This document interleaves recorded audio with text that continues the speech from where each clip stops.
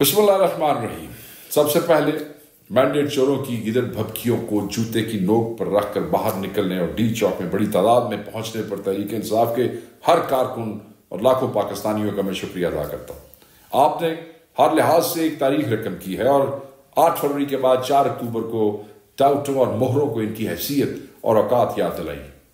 جنگل رات کا گماشتہ پورے اسلام آباد کو بند کر کے اور کنٹینرز کی فصیلیں قائم کر کے ایک روز قبل میڈیا پر دھمکیاں دے رہا تھا کہ ڈی چوک میں کسی پرندے کو بھی پر مارنے کی اجازت نہیں دیں گے، مگر پوری دنیا نے دیکھا کہ تحریک انصاف کے کارکن اور عوام نے کٹھ پتلی راج کی رونتوں کو خاک میں ملایا اور ایک انسانی سمندر کی صورت میں ظلم، جبر، فسطائیت، سفاکیت اور رکاوٹوں کے طویل سلسلوں کو عبور کر کے اور لاٹھی، آنسو گیس، حتیٰ کہ گولیوں کی بچھاڑ کا سامنا کر کے ڈی چوک پہنچے اور کپتان کی کال پر لبیک کہا اور کہہ کر دنیا کو بتایا کہ اس ملک میں سکہ قیدی نمبر 804 کا چلتا ہے، جو عوامی راج کی معتبر ترین علامت اور عوام کے اعتماد، ان کی محبتوں، ان کے حقیقی مینڈیٹ کا بلا شرکت غیر کسٹوڈین ہے۔ اس پرامن احتجاج کی نہایت جرت، حوصلے اور ہمت سے قیادت پر وزیر اعلیٰ پختونخوا علی امین گنڈاپور تحصیل کے مستحق ہیں۔ انہوں نے بطور صوبائی صدر تحریک انصاف جس محنت اور قاوش سے اس پورے احتجاج کو پہلے منظم پھر قیادت کی پھر اس کو قیادت فراہم کی، وہ قابل اعتراف ہے۔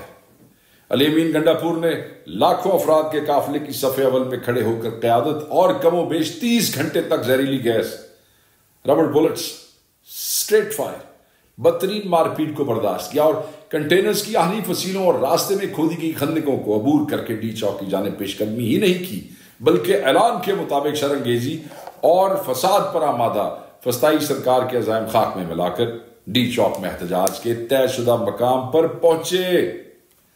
آپ کی اس فتح و کامیابی نے مینڈیٹ چوروں، سیاسی ٹاؤٹس کو اور ان کے اکاؤں کے پیروں کے نیچے سے زمین کو اتنا گرم کیا، بے حد گرم کیا، اور انہوں نے آپ کی فتح کو ننگی بدماشی اور چال بازیوں کے ذریعے شکست میں بدلنے کی اپنی کوششوں میں مزید شدت پیش کر دی۔ عوام کی جس سونامی کو وہ پولیس، رینجرز اور لاتعداد انتظامی ہتھ کنڈوں سے نہ روک پائے، اس کے اثرات کی شدت میں کمی اور اپنی شرمندگی چھپانے کے لیے پروپیگنڈا اور کنفیوژن کے اسی ہتھیار کو استعمال کیا گیا جو مدت سے یہ استعمال کرتے آئے ہیں۔ اس کے ساتھ وہ لڑائی جو محض پرامن احتجاج تک محدود تھی، اس کے دائرے کو بڑھا دیا گیا اور وفاق کے حاکم غنڈوں نے ایک صوبے کی حرمت، مینڈیٹ اور کروڑوں پختونوں کے گھر پر مسلح لشکر کشی کر کے پرامن احتجاج کو 9 مئی کی طرح اشتعال اور انتشار کی نظر کرنے اور بدامنی اور فساد کے ایک نئے منصوبے کی راہ ہموار کرنے کی کوشش کی، جسے کامیابی سے ناکام بنا دیا گیا۔ شکست کی ذلت چاٹنے اور اپنے انجام کو نہایت قریب سے دیکھنے والے بزدلوں نے ڈی چوک میں آپ کی فتح کا بدلہ اڈیالہ میں ان کی گرفت میں قید عمران خان سے لینے جیسی گھٹیا حرکت کی۔ تمام قانونی تقاضوں اور بنیادی حقوق پامال کرتے ہوئے ان نیچ حکمرانوں نے عمران خان کو قید تنہائی میں ڈال دیا۔ ان کی ملاقاتوں پر ماورائے قانون پابندی لگا دی گئی، جسے ہم اب عدالت میں چیلنج کر چکے ہیں۔ عمران خان اور علی امین گنڈاپور سمیت تمام قائدین پر بغاوت کے مقدمے قائم کر دیے، جو جھوٹے ہیں، جعلی ہیں، ختم ہو جائیں گے۔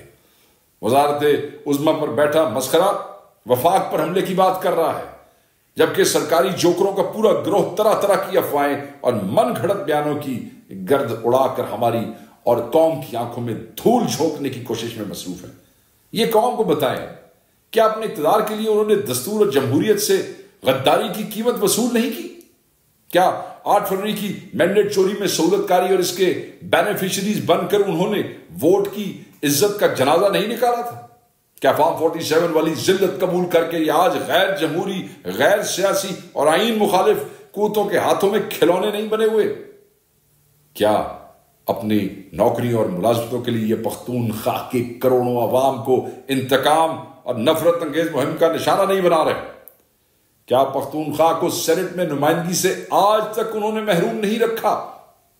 کیا تحریک انصاف کے دور میں ختم کی گئی دہشت گردی کو واپس لا کر انہوں نے پھر سے پختونوں کے خون کو بیچنے کی کوشش نہیں کی ہے؟ کیا وفاق اور پنجاب کے وسائل پانی کی طرح بہا کر تم لوگ پختونوں کے خلاف نفرت انگیز مہم چلا کر صوبائی منافرت کے اس افریت کو زندہ کرنے کی کوششیں نہیں کر رہے جسے عمران خان نے دفن کیا تھا؟ کیوں تمہیں پختونخوا کے عوام کا مینڈیٹ قبول نہیں ہے؟ کیوں تم انتظامیہ اور پولیس کی سربراہی پر مقرر اپنے مجرموں کے ذریعے سے غیر مؤثر کرنے کے لیے رات دن مداخلت کرتے ہو؟ ہم تمہیں تمہاری پشتوں سے جانتے ہیں. یہ قوم تمہارے باطن میں چھپی خباستوں سمیت تمہیں پہچانتی ہے.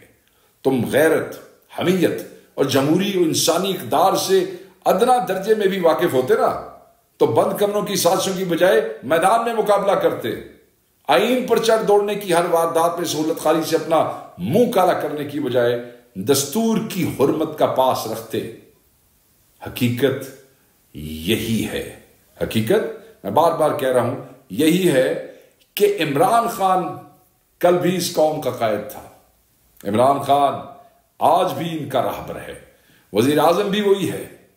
حکم اور سکہ بھی اسی کا چلتا ہے.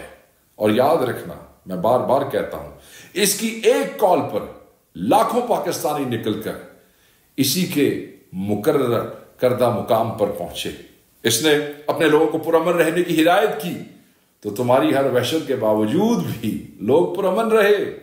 وزیر اعلیٰ علی امین کو احتجاج کی قیادت اس نے سونپی تو انہوں نے اپنے حقیقی بھائیوں کو ساتھ لے کر عوامی سمندر کی ڈی چوک تک قیادت کی.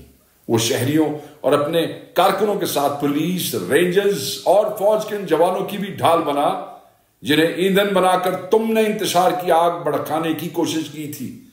تمہاری قید میں وہ اس ملک کا سب سے آزاد شخص ہے.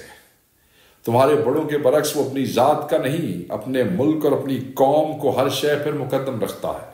آئین اور قانون کی حکمرانی پر اس کا ایمان تمہاری سلامتی اور خوش قسمتی کا وسیلہ ہے. وہ پرامن سیاسی سرگرمی اور اظہار و بیان سے تمہیں اصلاح کی راہ دکھلاتا ہے اور عوام کو غیظ و غضب کی راہ پر ڈالنے کی بجائے انہیں صبر و ضبط اور قانون کے احترام کی تلقین کرتا ہے. وگرنہ تمہاری اوقات ایسی نہیں کہ 24 کروڑ عوام کا تم سامنا کر سکو. شرم کرو اور باز آؤ اپنی فریب کاریوں سے، سازشوں سے، آئین اور جمہوریت پر حملوں سے. بند کرو یہ ترامیم کا ڈرامہ اور اس کی آڑ میں ملک کو اس ایکسٹینشن گینگ کی چراگاہ بنانے کی جو کوششیں تم کر رہے ہو.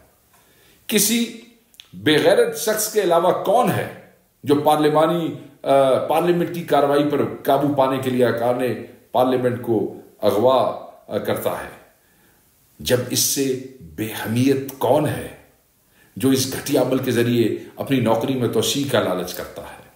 اسپیکر قومی اسمبلی مجرموں کا اعلی کار نہ بنے اور اس باب میں اپنے وجود کا احساس دلوائے، اگرچہ اس سے اس کی امید نہیں. وہ انہی میں سے ایک اور انہی کے مفاد کا محافظ ہے.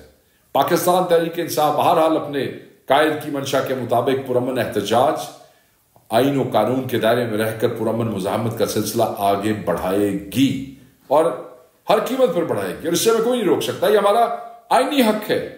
چنانچہ سیاسی کمیٹی نے متفقہ طور پر فیصلہ کیا ہے کہ 11 اکتوبر کو ملتان اور ساہیوال میں پرامن مگر ریکارڈ ساز احتجاج کیا جائے گا. 12 اکتوبر کو گوجرانوالا اور سرگودا میں پرامن احتجاج کیا جائے گا. 13 اکتوبر کو ڈیرہ غازی خان ڈویژن کے عوام اپنے قائد کی آواز پر نکلیں گے، جبکہ 14 اکتوبر کو ایک مرتبہ پھر لاہور اور فیصل آباد میں مینڈیٹ چور ہو اور دستور پر حملہ اور منصوبہ سازوں کو عوام اپنا فیصلہ سنائیں گے، عوامی طاقت سنائیں گے. اس کے بعد پاکستان تحریک انصاف کی پولیٹیکل کمیٹی اہم اجلاس منعقد کرے گی اور اسلام آباد کے لیے پرامن احتجاج کا پروگرام جاری کیا جائے گا. عزیز کارکنان، ریاستی شرانگیزیوں یا جبر و فستائیت کا رواں سلسلہ نیا ہے، نہ ان کی بدماشیوں سے ہم ناواقف ہیں. گزشتہ 2.5 برس کے دوران ہم نے اپنے قائد کی قیادت میں ان کی وحشتوں کا ہر روز ہر محاذ پر مقابلہ کیا. کپتان ہمیں کہا کرتے ہیں کہ ہارتا وہ ہے جو شکست قبول کر لیتا ہے. ہمیں منزل کو پانا ہے. ہم میں سے مایوس وہ ہو جس نے حقیقی آزادی کی بجائے کسی اور شے کو اپنی منزل بنایا. ہمارا کپتان پر امید ہے. وہ ظالموں کے سرکاری لشکروں کے مقابلے میں تنہا کھڑا ہے اور ہمیں عزیمت اور آزادی کی راہ دکھلا رہا ہے. جب وہ حقیقی آزادی سے کم کسی شے کو قبول کرنے پر آمادہ نہیں اور آخری گیند تک لڑنے کا اعلان کیے ہوئے ہے تو ہمارے قدم بیچ سفر میں کیسے ڈگمگا سکتے ہیں؟ ہم وسوسوں کو اپنے دلوں میں کیسے جگہ دے سکتے ہیں؟ ہم نے ظاہری اور باطنی شیاطین کی چالوں میں الجھنے کی بجائے منزل پر نگاہ مرکوز رکھنی اور پیش قدمی کو جاری رکھنا ہے۔ شہباز شریف تو شاہی کچھ نہیں ہے، ہم نے اس کے بڑے اور اس کے بھی بڑوں سے مادر وطن کو آزاد کروانا ہے۔ یاد رکھیے گا، چیری بلاسم کو ہمارا یہی پیغام ہے کہ پنجاب کی ڈاکو رانی کے ساتھ مل کر اپنے انجام کے حوالے سے منصوبہ بندی پر وقت مکمل کر لیں۔ فرار کی راہوں پر اس مرتبہ جنرل قمر جاوید باجوہ کے نہیں، عوام کے پہرے ہوں گے، اور یہ بڑی نوٹ کرنے والی بات ہے آپ کے لیے۔ عمران خان زندہ باد، پاکستان پائندہ باد۔